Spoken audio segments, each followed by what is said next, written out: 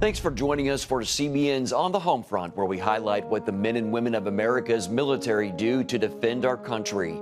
I'm Mark Martin. The military recently launched an initiative called This Is Your Military to help bridge the gap between civilian and military life.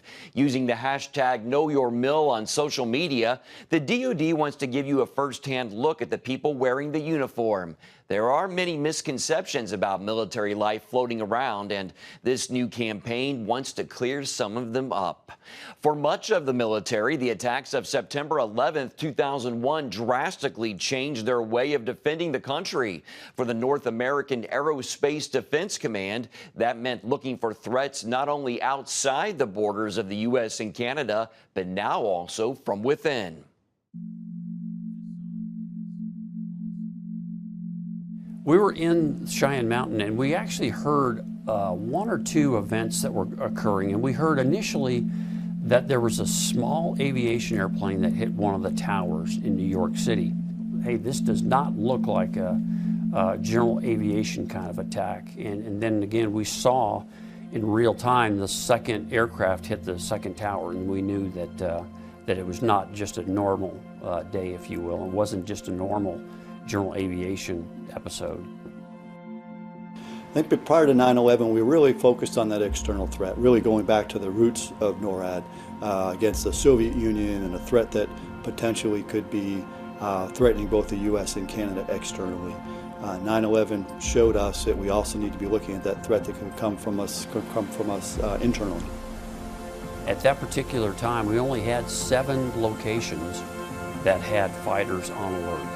And the alert capabilities back then, we really didn't even fly with live missiles on the aircraft. And so we had to make some modifications to our standard tactics, techniques, and procedures, and we were doing that as we went along. So on day one, the first thing that we started to do is trying to get access to as many fighter and command and control and tanker aircraft that we could to be able to flood the skies with a counter capability in case there was additional attacks that were forthcoming. Operation Noble Eagle is our air sovereignty mission within NORAD. This really came out of 9/11. In fact, U.S. NORTHCOM was born out of 9/11. That U.S. Geographic Combatant Command, called U.S. NORTHCOM, was a direct result of the attack and the need to have a single commander that was responsible for homeland defense. Soldiers in Afghanistan today continue to work to provide communication capabilities between ground troops and higher leadership. The 430th Expeditionary Electronic Combat Squadron showcases their unique abilities with the E-11A BACN aircraft. Beacon is a airborne communications platform that we send up into the air to kind of bridge communications between the various platforms and agencies that we have on the ground. There's no flying training unit, there's no official Air Force program to fly a Global Express jet or a BD 700. So the first time most of us even see a platform is out here in the combat zone. We're now able to utilize beyond line of sight communications for the guy on the ground to the guy on the mountaintop. We can support anyone and every one of our operations on the ground.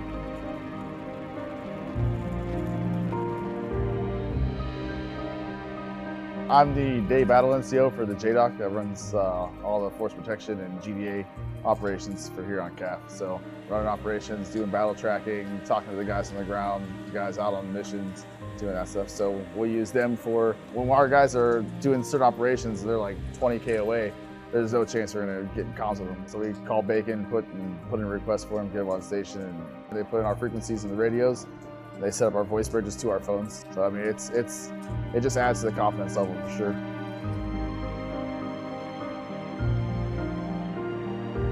I think it's really great that we have contractors here. A lot of them are prior military or have retired, so they offer a lot of experience, and that makes us very effective. When it comes to maintenance, we only have 4 aircraft in our fleet, and we're still able to fly 24/7, 365 days. So it's really impressive that we're able to, with such a small fleet of aircraft, continually have an aircraft actually in the sky providing communication services. During the Kandahar elections, there was a key leadership engagement, and one of the Afghan generals. He was actually assassinated, but we also had one of our Attack South commander there, and he was shot during that incident. And Bacon was actually flying overhead, and that allowed the JDOC to immediately call medevac, so that way, just saving a few minutes helped save his life. Those are the type of things that our Bacon is regularly doing, just making sure that communications, if things go bad, we can quickly respond and that it's reliable and theater support can help out.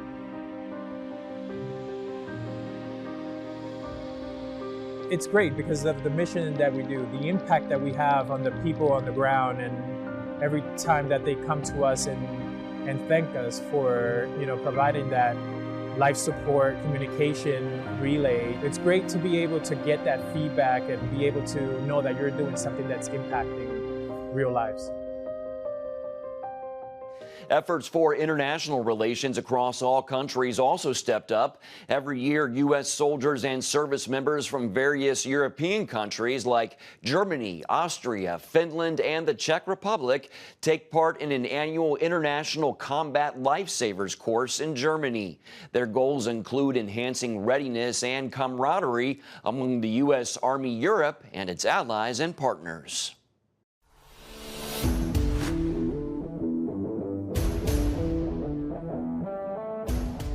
My name is Specialist Sean Hamilton, and I'm one of the instructors here at the International Combat Lifesavers course.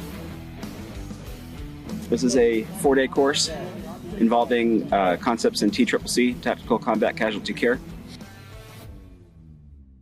Day 1 is more of the walk phase, where we sit the students down in a classroom environment and teach them the information that they'll need to know to actually perform TCCC.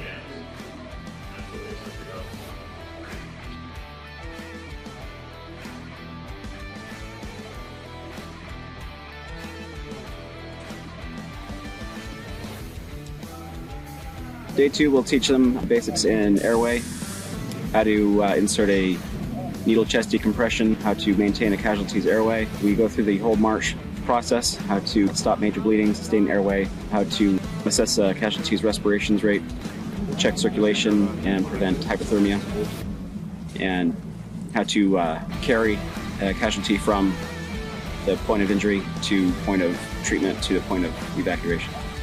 All the students did great. They all passed their written and hands-on tests and assessments.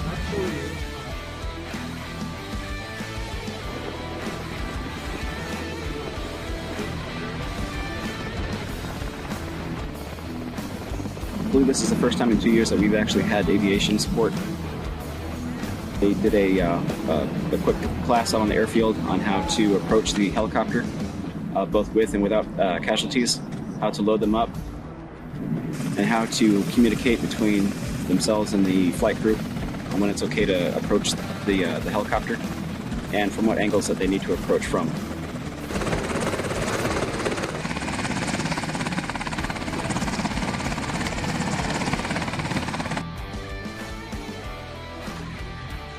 Final day is a culminating event where we have the students put all their skills together in one large training simulation where we have actual casualties for them to work on. And for them to actually load casualties onto a helicopter to get that real hands-on experience. The majority of the students here are non-medical. All soldiers are supposed to be trained in TCCC and to be a combat lifesaver. And this kind of gives us an opportunity to work with our host nation partners and build our bonds with our host nation partners and NATO partners.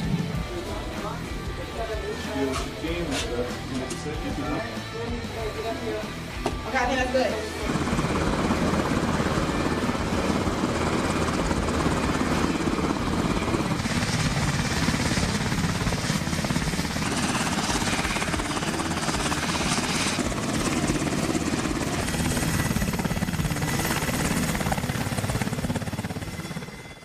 Coming up, how CBN is stepping in to help a military family in need.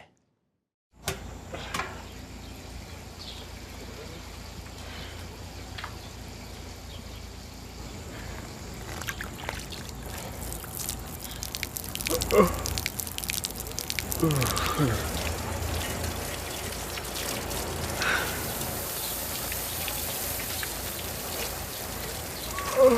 is better with a good night's sleep.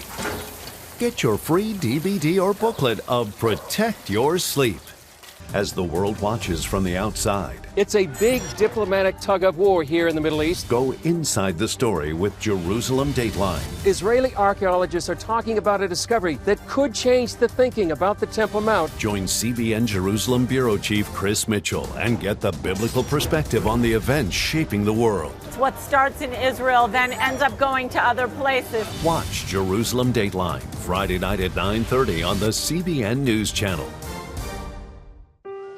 Life. It's meant to be lived fully.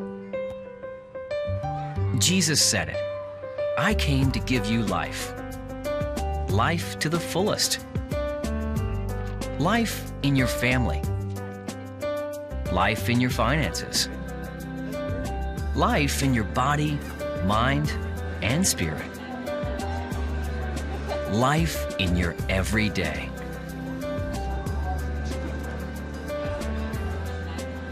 At CBN.com, we're taking what Jesus said seriously. We're here to help you discover life. Life. Live it fully. CBN.com.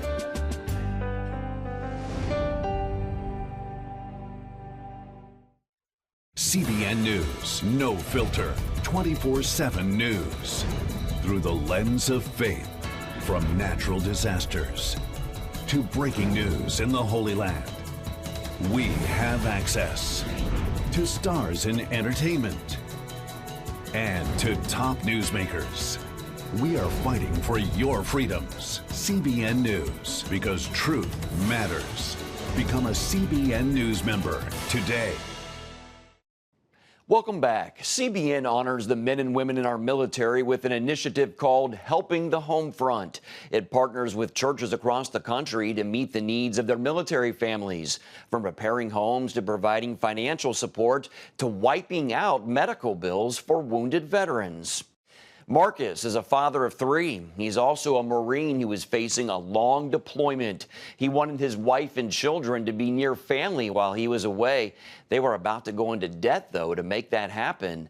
Instead, this military couple received a hand up from CBN's Helping the Home Front. Behind every Frontlines Marine military operation stands a readiness support group with hundreds of Marines working hard to ensure the mission is a success. One support team includes flight equipment mechanic Marcus. Everything that we do is essential to getting the mission done. The troops can't get on ground without the planes working. The planes can't work without the mechanics to fix the planes. Everyone is an integral part of making the whole process go.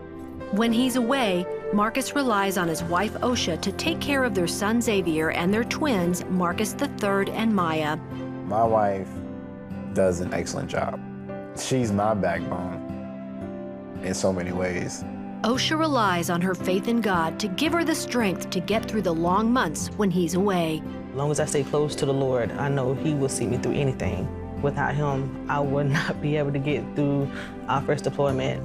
The couple decided to move OSHA and the children to be near family during the deployment. They planned to take out a loan to do it. To them, going into debt was worth it. It makes me feel a little bit more at ease, knowing that if something was to happen to her, then they have cousins, aunts, grandparents, uncles right there in the vicinity instead of several hours away. The couple attends River of Life Church close by Camp Lejeune. When their pastor, Chris Phillips, learned about their decision to take out a loan, he contacted CBN to ask for financial help. Pastor Chris told the couple the good news. We want to pay for the U-Haul rental to get you loaded up and get you out of town. Thank you so much. It's a blessing. That sounds awesome. And in addition to that, we want to make sure that we take care of the expenses that are related to the travel, so that nothing will come out of your pocket to get you down there. It's a blessing. Oh. It's a relief. I'm not done yet. Just before you deploy, We want to pay the expenses to fly you from Jacksonville to Valdosta. So that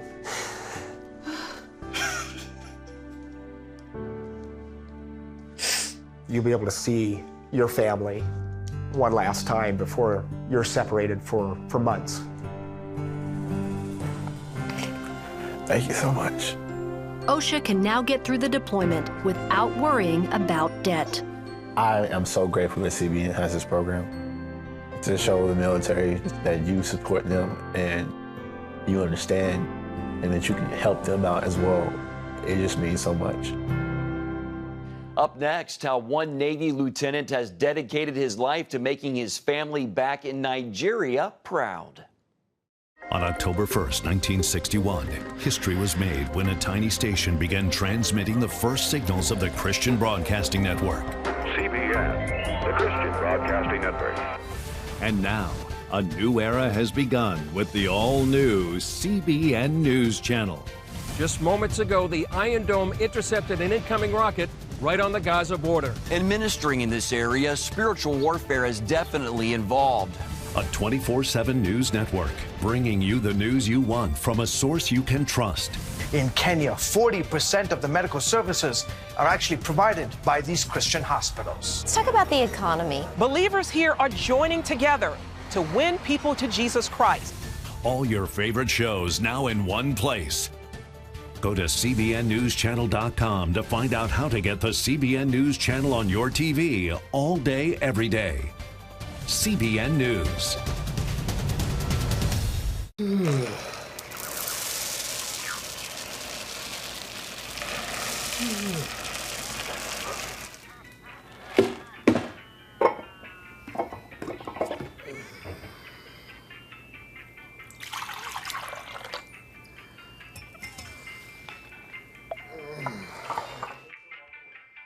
Life is better with a good night's sleep. Get your free DVD or booklet of Protect Your Sleep today. Life. It's meant to be lived fully. Jesus said it. I came to give you life. Life to the fullest. Life in your family. Life in your finances. Life in your body, mind, and spirit. Life in your everyday. At CBN.com, we're taking what Jesus said seriously. We're here to help you discover life. Life. Live it fully. CBN.com. Thanks for staying with us. Navy Lieutenant Quadri Yusuf immigrated to the United States from Nigeria as a teen on a quest to make his father proud. He joined the Navy and began working out, eventually entering and winning bodybuilding competitions as he rose through the enlisted ranks. When I'm working out, all I always think about is you're doing this for a reason. You want to be the best. I just give thanks that I'm able to wake up in the morning to do this. We never know what's going to happen to us tomorrow. And so every day when I wake up is always a blessing. If any new thing you have, you got to be thankful for it. The more thankful you are, the more things are going to happen to you.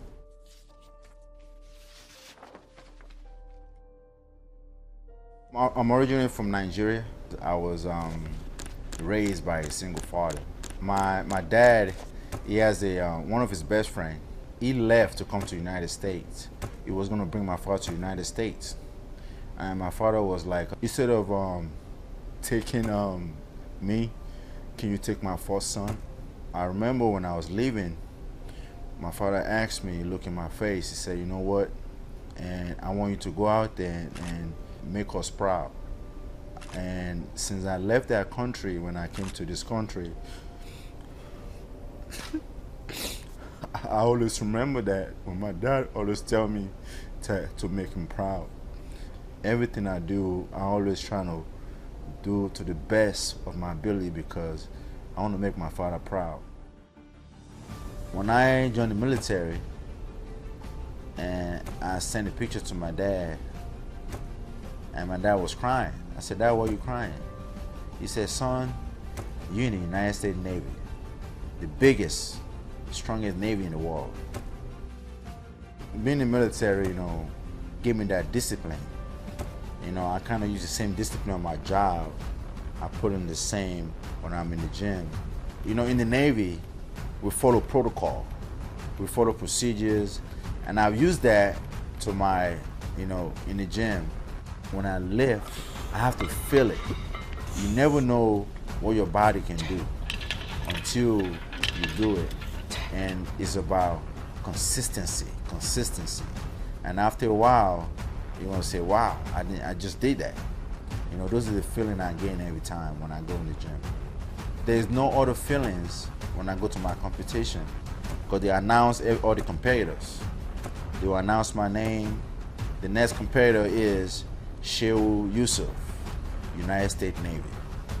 When I hear that, it's the honor for me to be able to hear that, honor for me to be able to put on this uniform, to be able to carry myself as a Navy officer.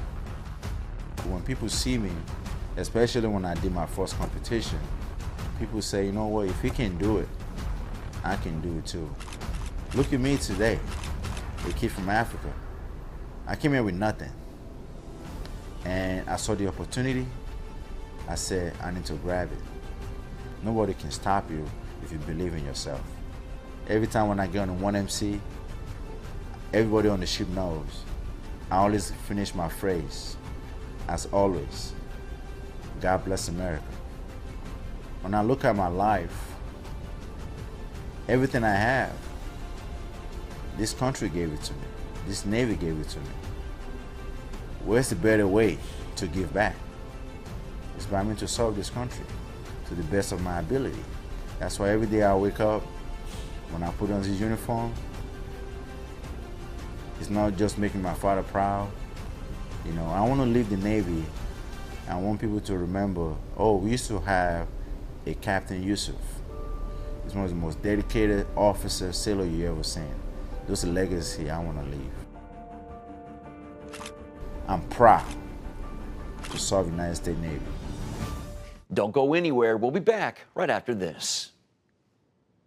Hey, if you're tired and exhausted all day, you can't think clearly, and you really just need a cup or even a pot of coffee to get through your day, then join me, Dr. Josh Axe, for this new series where I'm going to teach you how to transform your diet and use essential oils and supplements to get a better night's sleep. Wake up to your best life. Call 1-800-700-7000 to get your free DVD or booklet of Protect Your Sleep today. It's about the competition. I kind of put that pressure on myself, and I think people had expectations. It's about overcoming. We use this phrase all the time, keep chopping, keep practicing hard. It's about going the distance. You know, I think as a father, it's my job, you know, to lead. Just be the best husband and father I can be. Watch Going the Distance with Sean Brown Saturday night at 7:30 on the CBN News Channel. Orphan's Promise is committed to loving and serving at-risk children, to helping keep families together, and to creating opportunities for strong and sustainable communities around the world. We're working in over 60 countries around the world, and with your help, we can do even more. There's an old African proverb I love that says, if you want to run fast, run alone. But if you want to run far, run together. At Orphan's Promise, we want to run far so we can touch the lives of as many orphaned and vulnerable children as possible. But we don't want to go alone. We're out to change the world, one child, one family, one community at a time. Will you join us?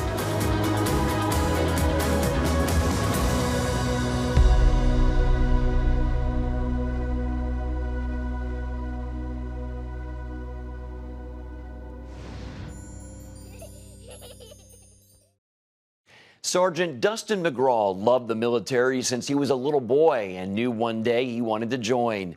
Now he does so much more than just his daily duties. He tells of his journey to reenacting World War I battles in his off time.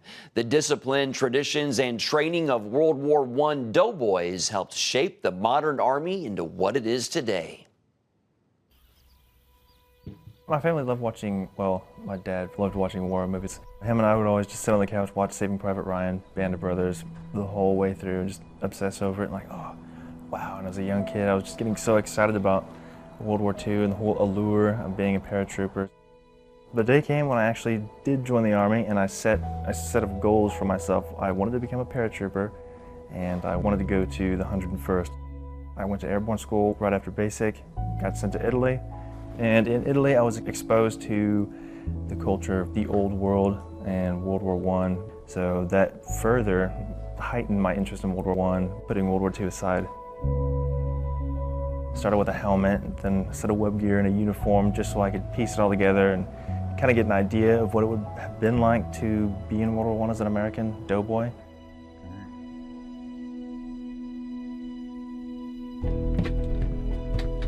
Italy came to an end, so I got sent back to the States, and I landed myself in Fort Campbell, Kentucky. So I am now a paratrooper in the 101st, which is, I think, pretty awesome. Then, while exploring the Tennessee area, I discovered Sergeant Alvin C. York State Historic Park, and I had seen videos of reenacting, but I'd never done it before, so I was like, yeah, that sounds like fun. I'll just put my kids together and I'll come out and join. So I came out, met a bunch of great people, and they were all wearing their doughboy kit, and so was I, and I thought that was just the coolest thing ever. So I started coming to a bunch of the events and just living life as a doughboy in 1918 France. It definitely showed me that I take a lot of the modern stuff for granted, like transportation, logistics, uniforms for that matter. We're definitely not wearing any wool or hobnailed boots anymore. Seeing where the Army came from and what it is today makes you really grateful that we've achieved so much.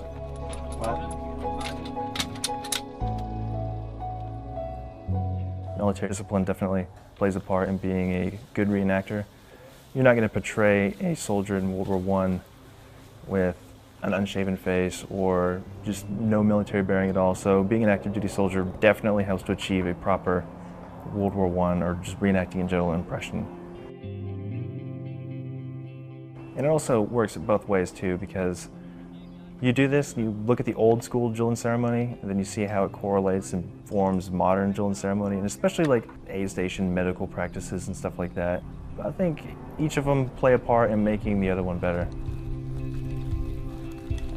If you do this enough and you're around people that are dressed like it, and you know what it's like to wear the uniform, and then you look at a picture from World War I and he's wearing the same thing, you automatically put it in your mind how he must be feeling. If it's a hot day, he's obviously going to be sweating because it's wool. So you can almost kind of connect.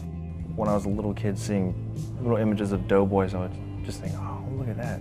It's just World War II? I'm like, no, it's World War I. So I just became obsessed with it because everyone talks about World War II and it overshadows greatly World War I. It's just a little niche in the history books that people nowadays seem to forget about. It's important to me because every soldier needs to remember where the Army came from. It's not just the modern Army, it's the foundation that the Army was built on through world wars and different conflicts that formed the modern Army for what it is today. That's all for today. In the meantime, you can find more of our exclusive coverage at cbnnews.com. Hope you'll join us next time. Have a great day.